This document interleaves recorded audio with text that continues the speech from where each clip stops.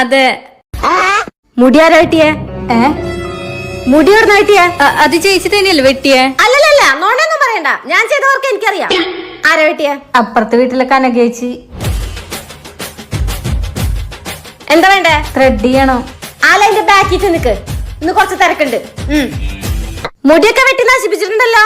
ഞാൻ എന്റെ ഓരോ ക്ലയന്റിനോടും പറയാറുള്ളതാ, ആ കനകയുടെ അവിടെ പോയി മുടി വെട്ടല്ലേന്ന്.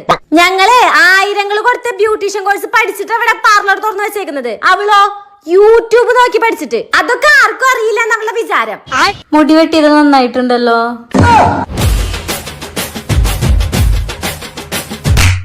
നിങ്ങൾ എന്നെ തല്ലിയില്ലേ? എന്താണ്? ഞാൻ കനകയുടെ അവിടെ നിന്ന് മുടി വെട്ടിയാനെ നിങ്ങളെ പകരം വീട്ടാലേ? നിങ്ങൾ എവിടെ പോയി മുടി വെട്ടിയാലേ എനിക്കെന്താ? അവളെ ഇപ്പൊ ഫീൽഡിൽ വന്നുള്ളോ. ഞാൻ ഇവിടെ വന്നിട്ട് 8 വർഷമായി. 8 വർഷം. ചേച്ചി വേദന എടുക്കണോ? പിന്നെ കനക ചെയ്യുമ്പോ ഇക്കിലാവായിരുന്നോ? വെറുതെ നാടകം കളിക്കാതെ ഇരിക്കും മാഡം. വേദനിക്കണോ? ഇതൊന്നും സഹിക്കാൻ പറ്റില്ലെങ്കിൽ പിന്നെ എടുക്കേണ്ട ആവശ്യണ്ടാ. നല്ലോണം വലിച്ചങ്ങ് പിടിക്കി.